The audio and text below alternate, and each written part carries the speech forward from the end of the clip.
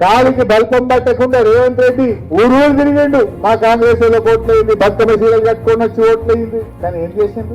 కళ్ళు నెత్తికెక్కి అహంకారంతో మాట్లాడిండు. ఇక బీఆర్ఎస్ మొదలట, బీఆర్ఎస్ ఇత్తనాన్ని మొదలని అన్నాడు. అన్నదా నీ పార్టీని మళ్ళా మొలకెత్తనియనని ఈ వరంగల్ గడ్డ మీద నుంచే చెప్తున్న కేసీఆర్ కాసుకో.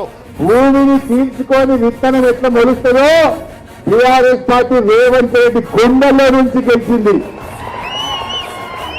ఒక్కట్రెండు గెలవలే. రేవంత్ రెడ్డి నువ్వు విత్తనం మొదలని అంటే నీ గుండెల్లో నుంచి 4,000 మంది సర్పంచులు మొలిచింది. బిడ్డ జాగ్రత్త. ఒక్కడి వారు ఇద్దరు వారు 4,000 గెలిచిండు. అరే మా గవర్నమెంట్ ఉన్నాడు 10 పైసలు గెలవలే. నీ గవర్నమెంట్ లో 40% గెలిచింది కదా బీఆర్ఎస్ పార్టీ.